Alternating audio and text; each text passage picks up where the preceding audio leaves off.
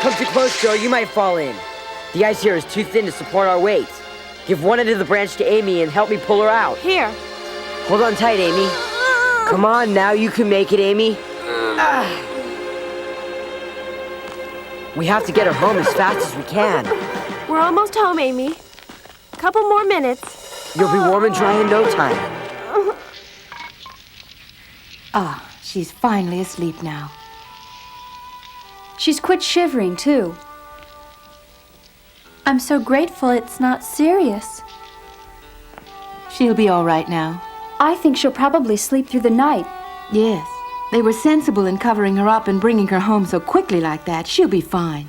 Marmee, I think I'll tell Hannah Amy is safe and asleep now. Yes, Beth. Now both of you be sure Hannah prepares you a meal. You must be famished. I'll stay with her a while. Mm-hmm. Should you need us, we shall be nearby, Marmee. I'll manage now.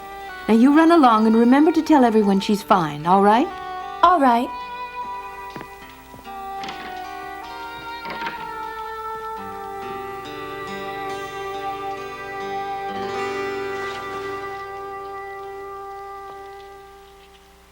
Sleep peacefully.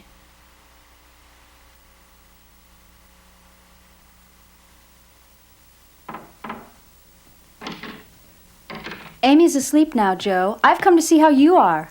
Don't you think it's time you should get out of those wet clothes, Joe? Joe? There's no need to worry about it anymore. Amy's all right now. Know what? Yes, what is it?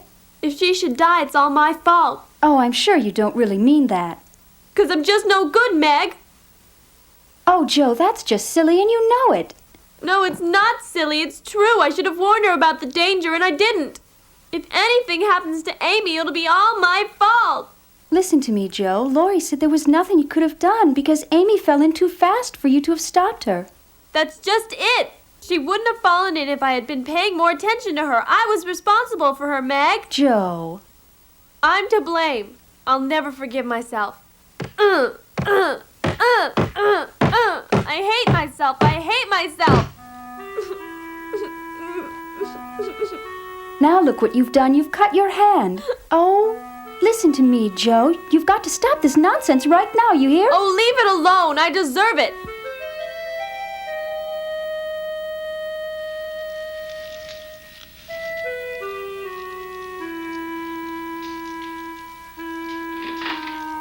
Excuse me, Marmee. I need to talk to you. I'm sorry to bother you. It's about Joe. She needs some help. What's wrong with her? Is it a cold? No, it's nothing like that. But she's depressed because she's blaming herself for Amy's accident. Could you talk to her, Marmee? I'm almost through. There now. This'll keep it clean. Now, isn't that much better? Much better. Thank you, Marmee. I'm sure you'll be feeling much better by morning, Joe. Amy was blessed to have had both you and Laurie nearby to help her. I shudder to think what would have happened without you. I just hope Amy appreciates what you did for her. I didn't do anything. Laurie was the one who really saved her. I just did what he told me. I'm just happy that Amy's back home safe and sound. That's all that matters. If it wasn't for me, it wouldn't have happened. Oh, but how could I be so irresponsible? The ice broke because it couldn't support Amy. You're not to blame. It's my terrible temper, Marmee, my temper. You believe your temper's to blame? Yes, because I can't stop myself when I'm being like that. I know when I'm bad, but I almost believe I like being mean.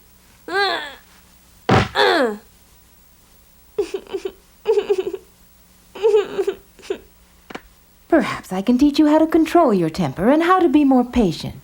It's impossible. I'm hopeless, Marmee. Because Amy burnt my book, I decided not to tell her where the ice was thin. I became so angry, I actually believed I didn't care what happened. Marmee, I almost killed Amy. And it's something I'll never forgive myself for. I don't know what to do.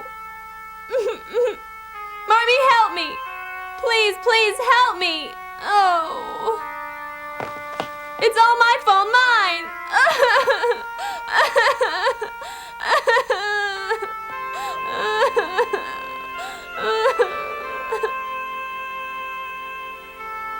You really mustn't be so hard on yourself, darling. I'm sure Amy doesn't blame you, Josephine. Please please help me? Of course. Joe, dear, we all have something in our souls to resolve. Sometimes it takes us all our lives to conquer it.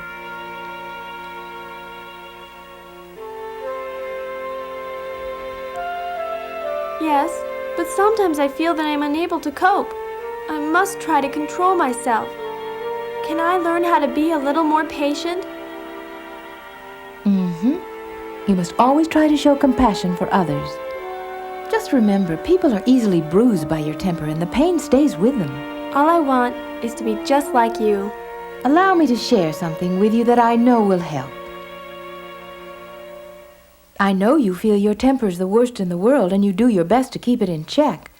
But when I was your age, my temper was even worse than yours. Worse than mine? Then, Marmee, there must be hope for me if you once had a temper and learned to be as patient as you are now. Of course there's hope for you, Joe, if you're willing to exert the effort. I can remember what a difficult lesson it was for me to learn. But then one day your father told me something that made it much easier for me. He reminded me that my children would depend upon me to show them a good example. I had to do it for your sake. I feel better now. Perhaps I'm not really quite as bad as I think I am. Oh. I'll always be here for you to depend on, Joe. Do you know what, Marmee? What, dear? If I'm ever half as good as you, I'll be a happy girl. I'm very lucky to have you as my mother, and most important of all, my friend. My, that's the best compliment a mother could ask for. My greatest happiness and pride is that all my daughters confide in me, and they all know how much I love them. Oh, Marmee.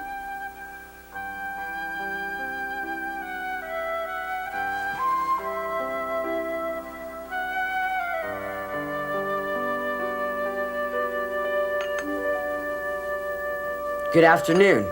Excuse me, I'm sorry I was late, Grandfather. Sit down, it's getting cold. Well, son, I've been told you came back as wet and cold as a drowned mouse. That's a slight exaggeration, although I did get very wet. Could you tell me why? We were skating on the river and Amy fell through the ice. Fell in the river? Yes, sir. So then I assume it was you that rescued her. Yes, sir, along with Joe. Well, my boy, how's Amy now? I think she was more frightened than hurt. It was quite a scare for her, but she'll be all right. That's good news. Yes, sir, and Joe tells me Amy's resting quietly now. Well, this surely can mean only one thing. Sir? It's proof positive since the river broke that spring has sprung. Yes, sir, that's right, Grandfather. Amazing how time flies. Being able to see you reminds me of my youth. Youth, it's quite fleeting, you know. It's like a spring flower ready to bloom. I was quite like you, eager, energetic, inquisitive. It goes by quickly. But somehow, with you here, a reminder of spring approaching makes this old man feel quite young and alive again. Oh, you're not so old, Grandfather. But I understand what you mean about the beauty of springtime. It's a season of new beginnings, isn't it? And I'm glad we'll be able to greet this spring together. I feel this is a very important time in my life. A time of great changes. I feel myself starting to bloom just like these flowers. My, you're becoming quite lyrical. Sounds almost like poetry. Must have something to do with the March girl. Josephine is a fine girl indeed, yes, and quite smart at that. I'm quite fond of Joe, sir. I'm glad that the two of you have become such close friends. That's important. Yes, it's very nice to have someone so intelligent to talk to about music and books and poetry and all that. Achoo! And in fact, Joe's a good writer herself. And, achoo! What's the matter with me? My boy, it seems as though spring will have to be patient and wait just a bit. You've caught cold. Yes, I'm afraid so. Keep very warm and go to bed as early as possible, and you'll be just fine, my son. I think I'm all right now. Achoo! Oh, Amy, please forgive me.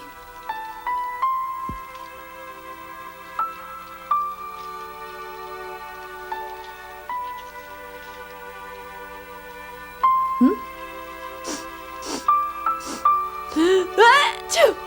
Joe? Oh, I'm sorry woke you. Bless you. Sounds like you're getting a cold. You didn't wake me, Joe. I was already awake. I was just thinking about everything that happened today. Me too. I've been thinking how dear you are to me, and I could have lost that today. Joe! I'm sorry. Don't apologize. You saved me. Oh, Amy, it's my temper. Please, please, can you forgive me? You had a right to be mad after I burned your book. I'm the one who should apologize. I'm so ashamed of myself, Joe. Oh, Amy. Oh, Joe, please say that you forgive me. I love you so much. I love you too, little sister.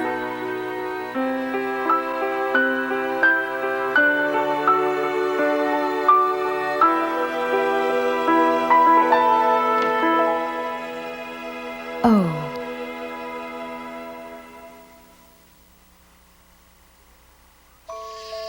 Spring finally arrived, and the snow melted along with all the leftover worries of the winter. The days were so clear and beautiful, and the flowers were blooming everywhere we looked. I couldn't sit still. I played outside with my friends from morning till night. This way, Amy. Come on.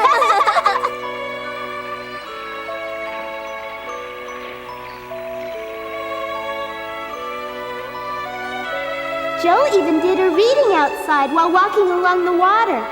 And then one day, it came. Joe, wait for me! It's here! Oh, let me catch my breath. I ran all the way. Why are you running, Meg? Is anything wrong? Are you all right? Yes, everything's fine. In fact, it's more than just fine. Well, tell me before you burst like a balloon. It's a letter from Annie Moffat. Who is Annie Moffat? You know. Remember, we both met her the night of the ball at Sally's house. I don't remember. I believe she took a fancy to me because she invited me to her home. Well, it seems as though she remembered. I mean, I didn't know if she meant it. Isn't it grand? Yes, Meg, that's real nice. Joe! The Moffats are the noblest family in all of Portsmouth. I'd have to pack all sorts of dresses. Joe, are you listening? Oh, but this book is so interesting, Meg. Yes, isn't it exciting? Oh, Joe, I'm so happy. I can't believe this is really happening. I suppose you better start thinking about all the ball gowns you're going to be needing. Oh, Joe, I've got to borrow that beautiful dress Marmee had made for your last birthday. Please, please, I promise to be real careful not to spoil it. Say you will. Meg, I've got another idea. How about my pink bonnet? Yes. I can't believe I'm going to the Moffats. It's the best thing that ever happened to me. Wait a minute, Meg. We forgot all about the private tutoring.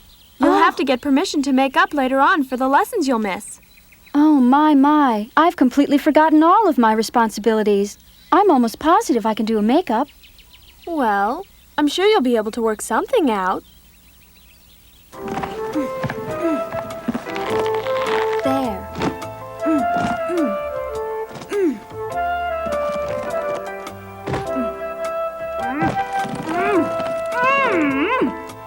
Shoo.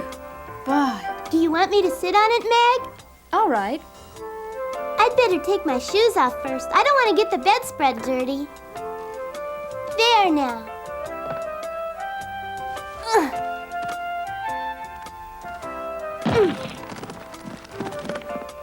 Did that get it?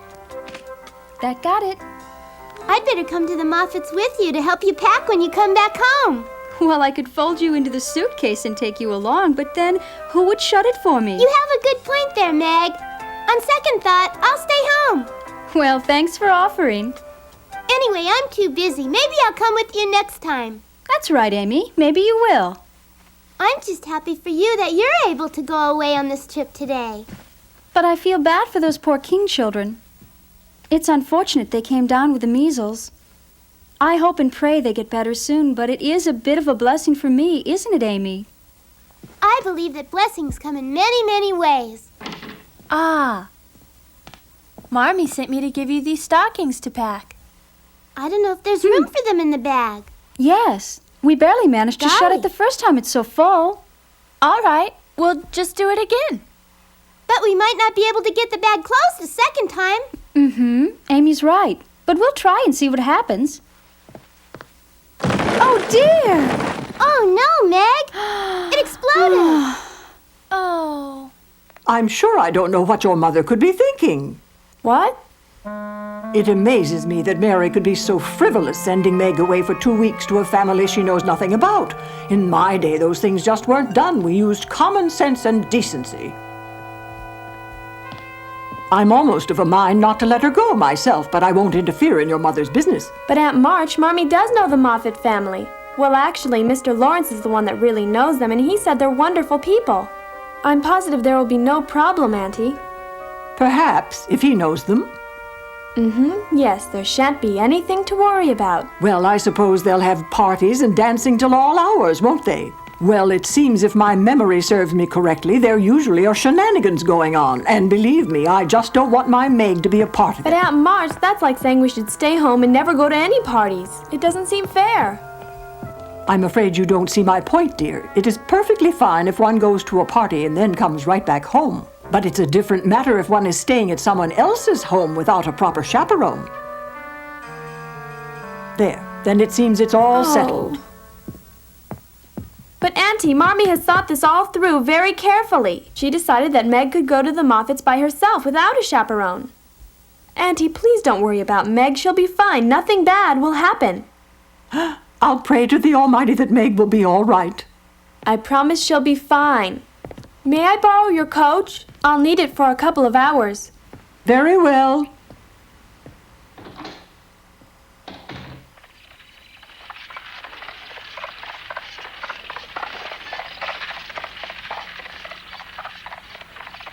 What a beautiful day. Where would you like to go riding? I'm letting you decide today. Well, how about down by the river?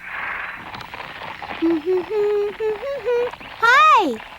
Hi, Laurie! Whoa! Good morning, Amy. What are you doing standing up here all by yourself? I was just waiting for Joe to come back. Joe's away? That's right. She borrowed Aunt March's coach to take Meg to the station because she's going to the Moffats. Hey, there she is! Huh? What do you say? Maybe we can accompany them to the station. Meg will be in Portsmouth for quite a while, and it would be nice to be able to say goodbye. All right, Laurie. I'll go see if Meg is ready yet. Mr. Brooke, I hope you don't mind I took the liberty of speaking to Amy on your behalf as well as mine, do you? Bye. Bye. I hope you have a wonderful trip, dear. Now, try not to be timid. Just be yourself, and everyone will love you just as we do. I'll remember, Marmee. I'll make you proud of me. Bye, Goodbye, Hannah. child. This weighs a ton, Meg! Mr. Brooke and I would be delighted to be able to accompany Meg to the station. The coach waits outside if you please. Oh, thank you, gentlemen.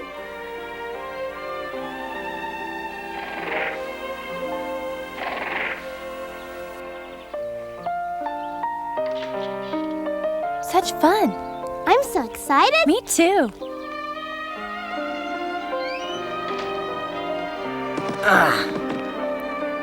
Hello.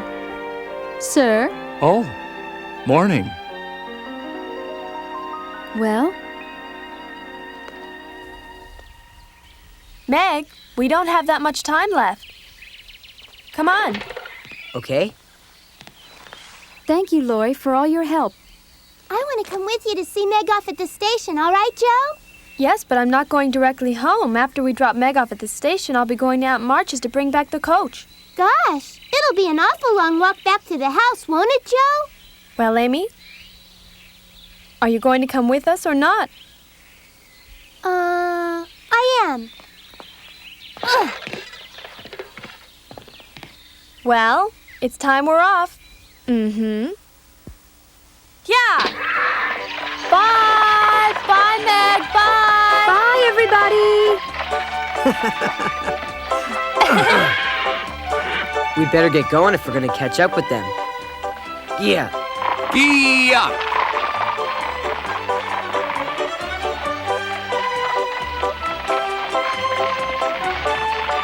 Mr. Brooke and I will make certain you get there on time, Meg.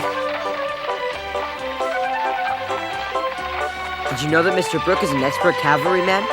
Oh, really? Is that right, Mr. Brooke? Well, I wouldn't call myself an expert. I'm afraid Mr. Brooke is just being modest, Meg. Actually, I'm sure there's nobody who can compare to him. How grand. Thanks.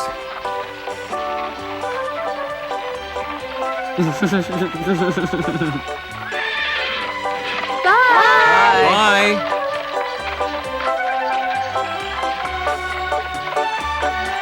Goodbye, and thank you for the escort. I think that tutor of Laurie's is sweet on you, Meg. Have you noticed the way he looks at you? Oh, what are you talking about? That's absolute nonsense. And it's pretty obvious that you like him. Yeah. I'm glad Mr. Brooke likes her. Amy, you're too little to know about such things. I know what I'm talking about.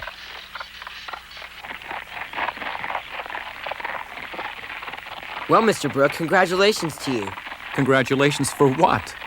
You finally got up the nerve to speak to Meg, didn't you? Oh. Yeah!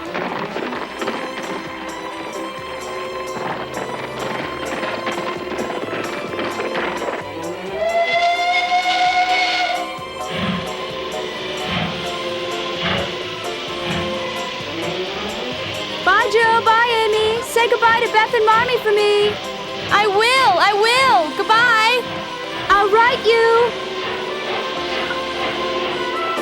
Bye. Bye. Meg finally left, happy and excited to be on her way. She'll have days of laughter and she'll dance the nights away. Oh, how I envy her.